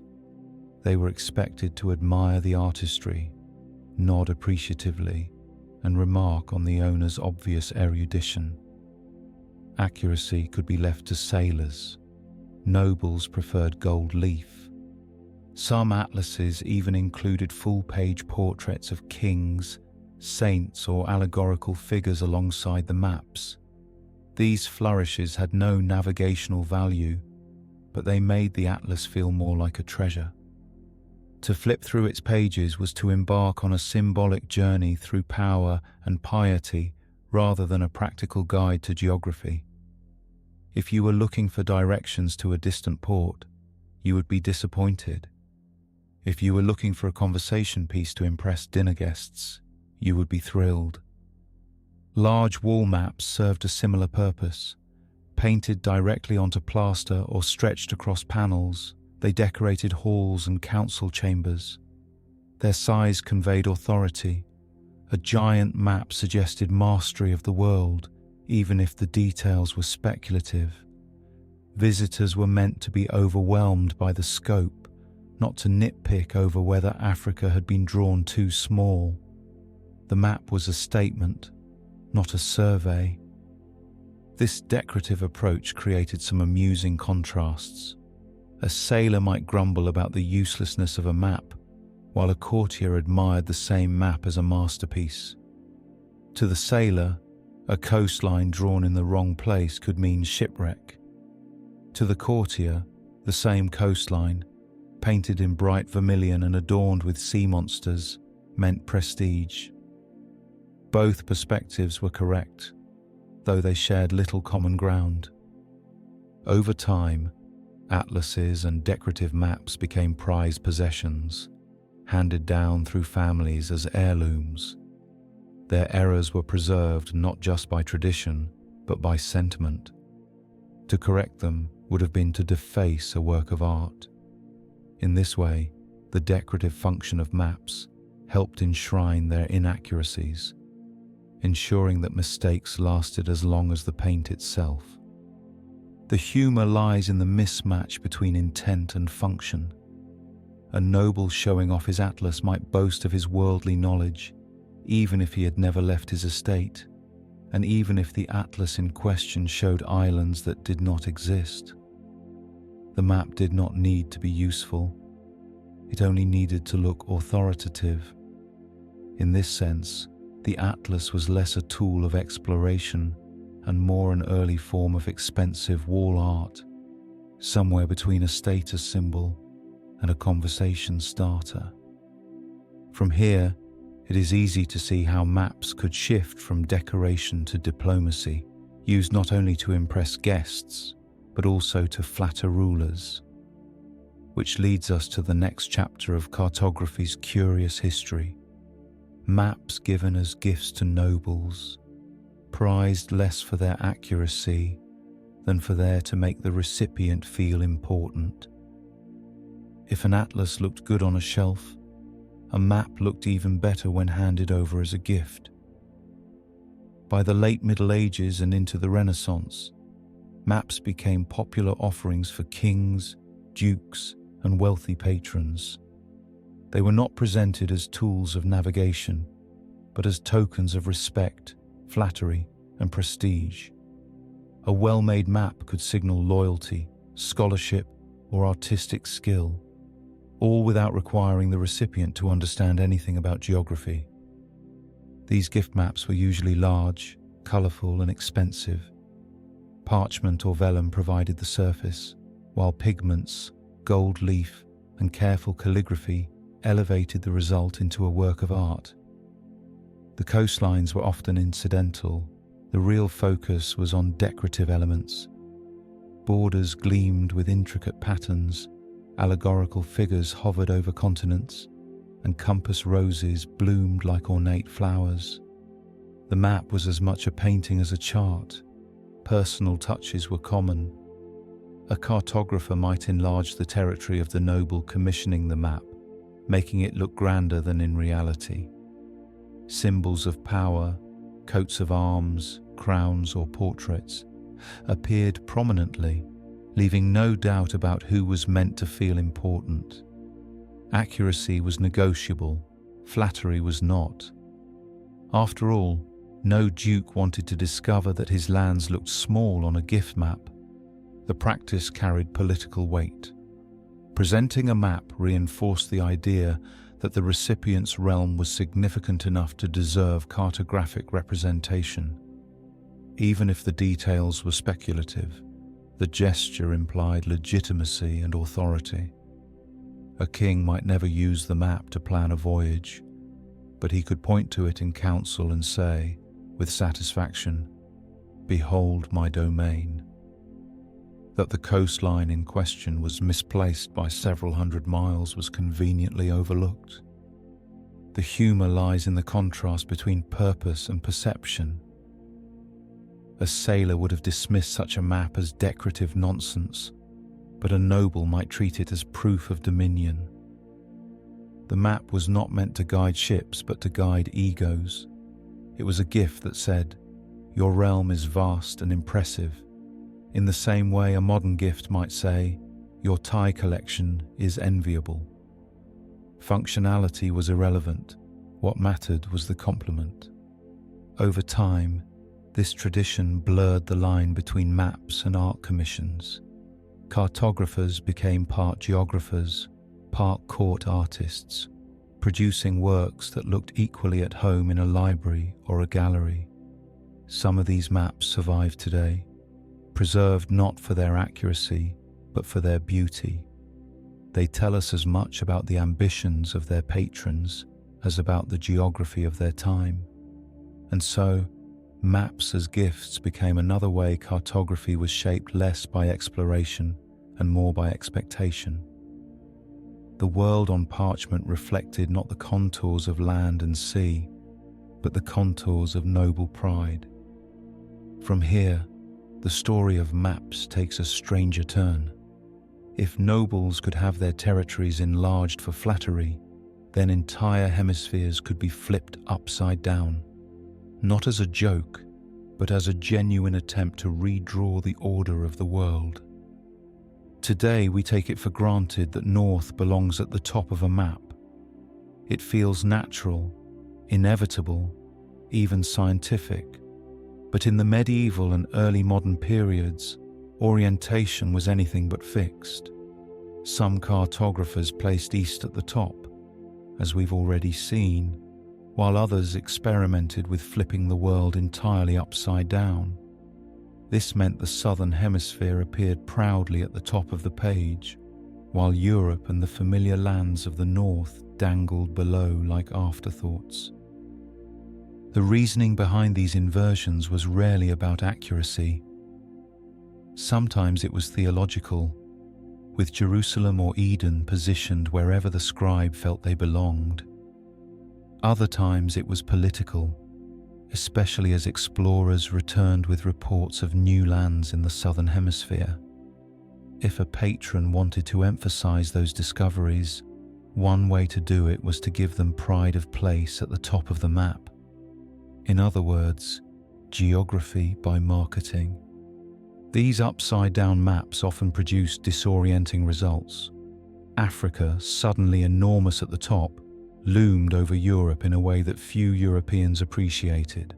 Australia, when it eventually entered the cartographic imagination, sometimes appeared at the crown of the world, with Europe hanging awkwardly beneath it. To a modern viewer, the effect is oddly refreshing, if only because it forces us to realize how arbitrary up and down truly are. To a medieval viewer, however, it may have looked like a mistake, or worse, an insult to northern pride. The humor lies in the sheer seriousness with which these inversions were presented. A map might flip the world completely and still include the same sea monsters, unicorns, and decorative flourishes, as though nothing unusual had happened. A monk could glance at the page and remark on the neatness of the compass roses without commenting on the fact that Europe had been unceremoniously demoted to the bottom margin. There was also a practical problem. Sailors, already skeptical of maps, found little use in ones that reversed their familiar bearings. If east at the top maps were confusing, south at the top maps were bewildering. Navigation required stability, and constant reorientation only deepened mistrust. For this reason, upside-down maps tended to remain in libraries, where they could be admired without the risk of leading anyone into the wrong ocean. Yet, these inverted worlds carried symbolic weight. They reminded viewers that the known order was not the only possible order. By placing the global south at the top, cartographers challenged assumptions about importance and centrality, even if unintentionally. What looked decorative to one eye might feel subversive to another. Ultimately, the upside-down maps highlight the flexibility of medieval and early modern cartography. Up and down were negotiable. What mattered was not navigation, but meaning. The parchment could be rotated as needed to make a point, flatter a patron, or emphasize a region. The world was as much a stage for interpretation as it was a set of coastlines. And so, with continents flipped and orientations reversed, map makers proved once again that imagination trumped accuracy. But sometimes imagination went even further. If the world lacked places worth mapping, then cartographers simply invented new ones, adding entire lands that never existed, simply because they wished they did. Not all imaginary places on medieval maps came from mistakes or garbled travelers' tales. Some were included because cartographers, or their patrons, wanted them to exist. It was geography by optimism. If a certain land, island, or passage would make trade easier, voyages faster, or rulers richer, why not draw it on parchment and let reality catch up later? After all, maps carried an aura of authority. To place something on one was to nudge it toward existence. A famous example of this wishful thinking was the Northwest Passage. Long before explorers had any real evidence of a navigable shortcut between Europe and Asia, maps showed convenient waterways carving through the frozen lands of the north. These passages rarely aligned with actual geography, but they appeared again and again, as though persistence on parchment might eventually force the earth to comply. Other inventions were smaller in scale but just as telling. Certain maps included islands sprinkled strategically across the Atlantic, not because anyone had seen them, but because sailors hoped they might be there. A dot of land halfway between Europe and the Americas would have made for an excellent refueling stop, so cartographers obligingly sketched one in. The fact that no ship ever docked there was less important than the pleasing symmetry it offered on vellum. Sometimes the wishful geography was driven by politics. A ruler commissioning a map might ask for distant lands to be included under his banner, even if they were purely theoretical. Better to claim them in ink first and argue later. This produced maps where kingdoms sprawled across regions their rulers had never visited, let alone governed. For nobles, the map was proof of grandeur. For historians, it was proof of cartographic imagination at its most ambitious. The humour lies in how seriously these invented places were presented. A map could include a detailed coastline for a land no one had ever set foot on, complete with mountains, rivers, and occasionally unicorns. To modernise, it resembles a child confidently labelling a drawing of an imaginary country and insisting it belongs on the globe. To medieval eyes, it was perfectly reasonable. Why wait for explorers when a good pen could do the work? Explorers, of course, bore the brunt of this optimism. They launched expeditions in search of lands that existed only on parchment, burning time and resources chasing fantasies. Some returned empty-handed, while others quietly adjusted their accounts to align with what the maps already showed. After all, it was easier to confirm the authority of the map than to admit that an expensive voyage had found nothing. These wishful additions reveal the peculiar power of maps. They were not passive reflections of reality, but active participants in shaping it. By drawing a place, cartographers gave it a kind of temporary existence. Even when reality failed to cooperate, the imagined lands lingered, copied faithfully onto new maps until someone finally admitted defeat. And so, maps became a blend of fact, rumour, and desire, a canvas where the world was not only recorded, but also improved according to convenience. But the spread of printing would take this tendency to a new level, ensuring that both real discoveries and pure inventions could travel faster and wider than ever before. For most of the Middle Ages, a map's reach was limited by the patience of scribes. Every copy had to be drawn by hand, an effort so laborious that only a handful of maps ever circulated. Errors spread slowly, contained by the speed of quills and the endurance of monks. But with the arrival of printing in the 15th century, all of that changed. Suddenly, mistakes could travel across Europe with astonishing speed, gaining authority with every duplication. Printing did wonders for consistency, but it also locked errors into place. A coastline drawn incorrectly in one master woodcut or copperplate was faithfully reproduced in every copy made from it. What had once been a local blunder became a continent-wide certainty. A phantom island might have lingered for decades in manuscript form. In print, it could endure for centuries. The sheer number of identical copies made it nearly impossible to argue with the error. If a dozen atlases all agreed on the shape of California as an island, who could reasonably say otherwise? This mechanical multiplication gave maps a new aura of authority. A hand-drawn chart could always be dismissed as one scribe's imagination, but a printed atlas looked official. The repetition itself created legitimacy.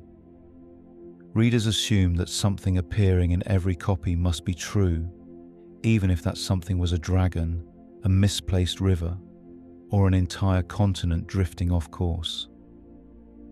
In this way, the printing press democratized geography while also democratizing misinformation. The economics of printing reinforced the problem. Publishers had little incentive to correct errors once plates were carved.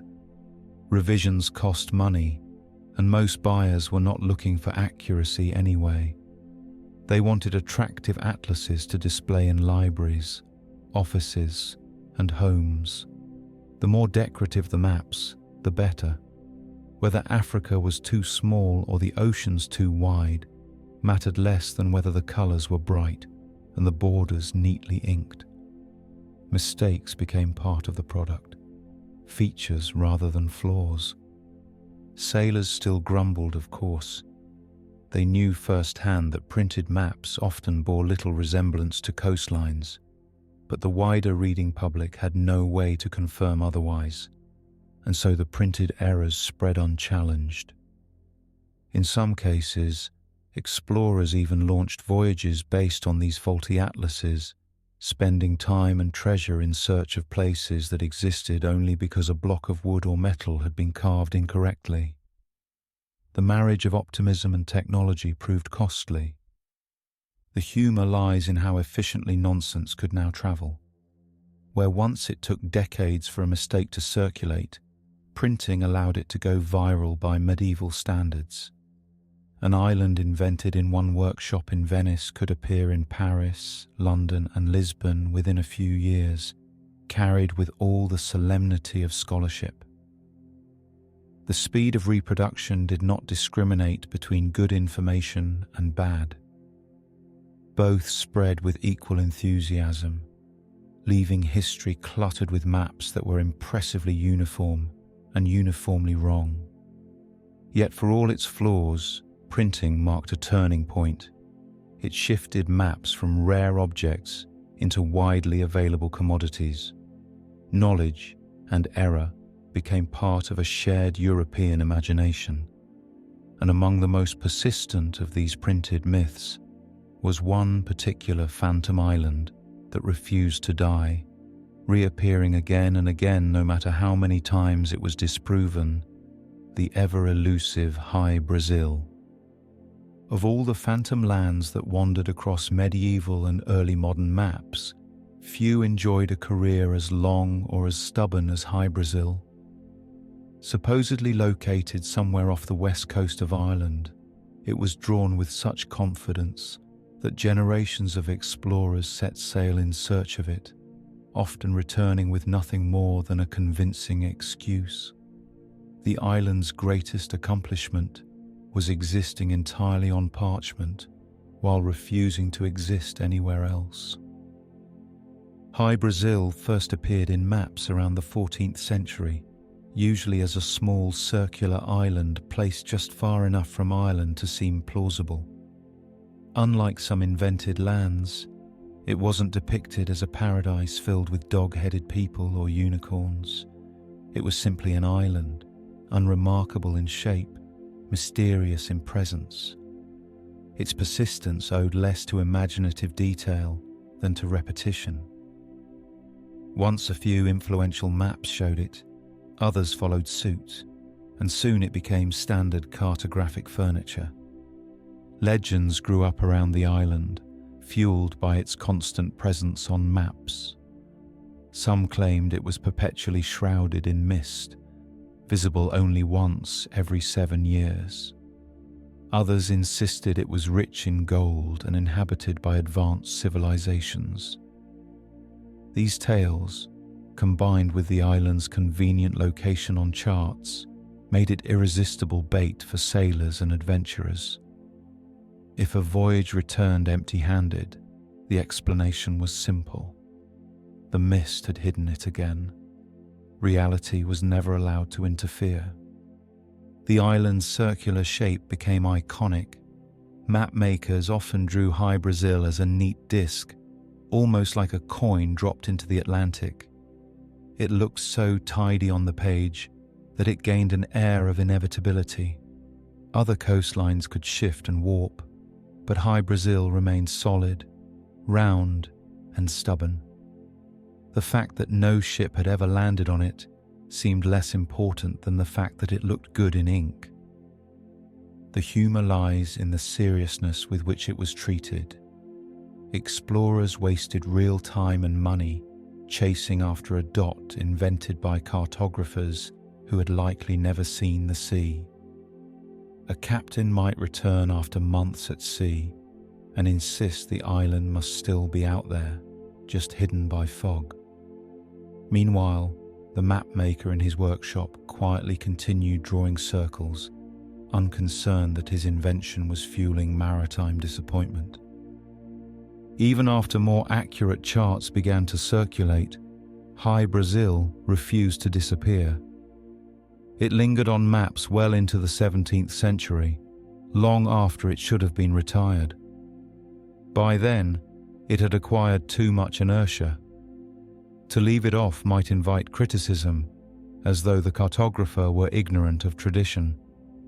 Better to keep it in place than to risk looking uninformed, even if everyone quietly suspected it wasn't real. High Brazil eventually faded from atlases, but only reluctantly. Its story illustrates how maps were not simply reflections of the world, but active creators of myth. A simple circle on parchment convinced generations that land must exist, and the lack of evidence was treated not as disproof, but as a challenge. The island had no harbours, no mountains, and no people. Yet it enjoyed a more successful career than many real places. From here, the persistence of High Brazil leads naturally to another curious aspect of medieval maps. Their use not in navigation or exploration, but in religion. For many, the purpose of a map was not to chart the earth, but to aid devotion. Which brings us to maps that were studied less like atlases and more like prayer books. For many medieval viewers, a map was less a navigational tool and more a devotional aid. The world was not simply a collection of lands and seas, but a stage for sacred history, and maps provided a way to contemplate that stage in miniature. Instead of being carried aboard ships, they were spread across desks in monasteries, studied in silence, and used to frame prayers. In effect, the map functioned less like a chart and more like an illustrated sermon. These devotional maps centered on holy places. Jerusalem occupied the middle, radiating outward as the symbolic heart of creation. Surrounding it were biblical landmarks, Eden in the east, Babel in Mesopotamia, and the wanderings of the Israelites carefully labeled along their route. Saints' journeys and pilgrimage paths often received as much attention as coastlines. To modern eyes, this seems like an eccentric way to draw geography. To a medieval monk, it was entirely logical. Why chart harbours when you could chart salvation? Colour and illustration reinforced the spiritual emphasis. Paradise might be gilded, rivers of Eden painted with luminous blue, and holy mountains highlighted with radiant pigments. The decorative choices elevated the map into a kind of altarpiece. A viewer was invited not to measure distances, but to meditate on meaning. The act of studying the world was also the act of contemplating God's order. This made the maps useful for teaching as well. A novice monk could look at one and learn not about trade routes, but about the history of creation. The map became a visual catechism, embedding geography within theology. The details were less important than the message. The world was structured with purpose, and human history unfolded under divine supervision. The humour emerges when you imagine a sailor consulting such a map. A ship captain might unroll it, only to discover that while Eden was beautifully labelled, there was no indication of which harbour led safely into the Bay of Biscay. For navigation, the map was hopeless. For prayer, however, it worked perfectly. In this sense, the maps were successful. They accomplished exactly what their creators intended, just not what a traveler might have hoped for. Over time, this devotional use of maps reinforced their prestige. To own one was not simply to own geography, but to own a visual theology. The parchment carried authority not because it showed where mountains stood, but because it showed how the world was ordered under God. This made maps valuable objects for monasteries and noble households alike, admired as much for their moral content as for their artistry. And yet, even as maps served as devotional objects, their errors persisted. A coastline misplaced in a prayer map was unlikely to be corrected by someone meditating on its spiritual significance. Once again, geography was secondary to symbolism. The map's function was to inspire reflection, not to guide journeys. Thus, the dual life of maps continued. At sea, sailors mistrusted them. In monasteries, monks revered them. And somewhere between prayer and parchment, geography became theology in ink.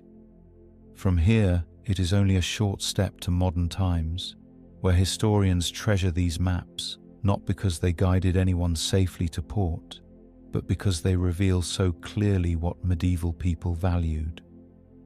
Which brings us to our next point. Why scholars today pore over these wildly inaccurate documents with such affection? At first glance, it might seem strange that modern historians spend so much time studying maps that no sailor ever trusted and no traveler ever used. Yet these maps, despite their inaccuracies, are treasured by scholars, not for the geography they contain, but for what they reveal about the minds that produce them. In a sense, they are less windows onto the world than mirrors reflecting the world view of medieval Europe. The appeal begins with the insight they offer into thought. A TO map, with its simple circle and cross, tells us how medieval people understood the structure of creation. It shows the theological priorities of the age. Jerusalem at the center, East at the top, and biblical stories embedded directly into geography. Decorative flourishes, from unicorns on coastlines to dog-headed people in distant lands, reveal not what was out there, but what people imagined might be. For historians, these details are gold, not because they are accurate, but because they are honest records of belief. The maps also act as evidence of how information spread. By tracing recurring errors, scholars can reconstruct the networks of copying, influence, and tradition that shaped medieval learning. A phantom island copied across generations reveals as much about the culture of trust and repetition as it does about seafaring.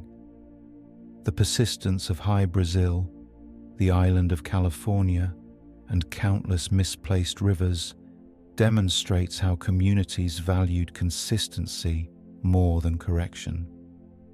Art historians too prize these maps. Their colors, pigments, and illustrations are masterworks of manuscript tradition. The sea monsters, compass roses, and gilded paradises show how geography blended with artistry. For many maps, their value lies as much in their beauty as in their content. They are artifacts of visual culture, revealing the aesthetics of an age where ink and paint carried as much meaning as the lines of coast. The humor, of course, comes from the mismatch between intent and outcome. A map that confidently declared, "Here be lions," tells us less about Africa than it does about the European imagination. A coastline outlined in shimmering silver might have dazzled nobles, but it would have left sailors stranded. To modern readers, the maps are amusing precisely because they are so wrong, bold declarations presented with unwavering confidence, like a medieval PowerPoint slide filled with typos. Yet, in their wrongness lies their charm. Modern historians value them not as failures, but as cultural artifacts. They reveal the mindset of an age that blended scripture, rumor, and imagination into a coherent picture of the world. They show us how people made sense of the unknown, filling gaps with theology, artistry, and the occasional sea serpent. In short, they reveal how humans confront uncertainty, not by leaving it blank, but by filling it with meaning. And so historians today pore over these useless maps with delight. They are not guides to geography, but guides to thought. They chart the boundaries of imagination as much as land and sea, and that in the end makes them invaluable. Which brings us toward our conclusion. Having wandered through circles, monsters, unicorns, and phantom islands, we return to the central irony of medieval cartography, its unwavering confidence, even when confidently wrong. If there is one quality that unites medieval maps, it is not accuracy, clarity, or even usefulness. It is confidence. These maps were drawn with absolute certainty, as though the cartographer had personally surveyed every coastline and interviewed every sea monster. Rivers that bent the wrong way, islands that never existed, and unicorns grazing by the sea were all presented without hesitation. The world may have been unknown, but hesitation was not in the vocabulary of medieval cartography. This confidence is part of what makes the maps so charming today. Each one carries the assurance of authority, even when its details collapse under scrutiny. A monk might never have left his monastery, yet he inked the entire world onto parchment as though it were second nature. A cartographer might rely on gossip, rumor, and fragments of ancient texts, yet present the result as definitive geography. To read these maps is to encounter a level of conviction that modern atlases, burdened by accuracy, can rarely achieve. The map's confidence also reveals something about the culture that produced them. In an age when scripture, tradition, and inherited wisdom outweighed first-hand observation, certainty mattered more than precision. A map was expected to present the world in a coherent way, not necessarily a correct one. Better to provide a clear picture, however fanciful, than to admit ignorance. The blank space was unsettling. The confident mistake was reassuring. The humor comes from how seriously these errors were treated. Explorers might spend years chasing after phantom islands, convinced by maps that refused to entertain doubt. Nobles proudly displayed atlases that were spectacularly wrong, but beautifully decorated. Even sailors, skeptical as they were, found themselves influenced by the authority of ink. Wrong geography was still geography after all, and parchment carried weight. This confidence carried the maps far beyond their intended lifespans. Many errors lingered for centuries, not because they were believed uncritically, but because they were believed confidently. Once an island was inked into the Atlantic, erasing it seemed harder than finding it. Once a river was drawn in the wrong direction, correcting it risked contradicting centuries of tradition. In this way, confidence became a kind of armor for mistakes, protecting them from revision. Modern readers, of course, find this endlessly entertaining. To study these maps is to watch certainty outpace knowledge. They remind us that human imagination, when backed by confidence, can fill the world with dragons, paradises, and islands that never were. They are cautionary tales about how conviction can preserve error, but also comforting reminders that the past was often just as wrong as we are, only with better handwriting. And so we arrive at the heart of the story. Maps nobody used, drawn with unshakable assurance. They did not guide ships or save travelers, but they did capture the way an age saw itself. They are monuments not to accuracy, but to belief, imagination, and above all, confidence. Wrong geography, presented with certainty, has a strange endurance. It outlives doubt, outlives correction, and centuries later, still manages to captivate anyone willing to unfold the parchment and marvel at the world that never was. We have now toured a world of rivers flowing uphill, continents drawn like wedges of pie, and oceans filled with monsters that probably looked better on parchment than in person. We have met unicorns grazing by the coast, dog-headed tribes guarding distant lands, and the mysterious island of High Brazil, which existed everywhere except reality. What unites all of these curiosities is that they were drawn with care, copied with reverence, and for the most part, never actually used by anyone who needed to get somewhere. Yet their uselessness does not make them failures, quite the opposite. These maps were tools of imagination, theology, and prestige. They gave order to a confusing world, even if the order was fanciful. They decorated libraries, impressed nobles, and inspired explorers, even when they pointed toward nowhere in particular. In their own way, they succeeded brilliantly, just not at navigation. For modern readers, that is the charm. To flip through these maps is to enter a world where confidence mattered more than accuracy, where dragons filled seas simply because blank space was unsettling, and where a pen could conjure new continents out of thin air. They remind us that knowledge is always a mixture of fact and belief, that certainty can preserve mistakes for centuries, and that sometimes the most enduring records of an age are its errors. There is also something oddly comforting about them. These maps show that people of the past were not so different from us. Faced with the unknown, they filled it with the best stories they had: biblical gardens, monstrous races, and imagined islands. We might laugh at their geography, but we recognize the impulse to make sense of the world, even if sense is improvised. And so, as we close the book on these maps nobody used, we can appreciate them not as failures of navigation, but as successes of human imagination.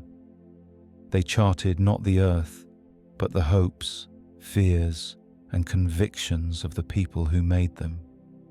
They remind us that history is not just a record of what was true, but of what people believed to be true, and sometimes believed so firmly that they inked it onto parchment for generations to admire.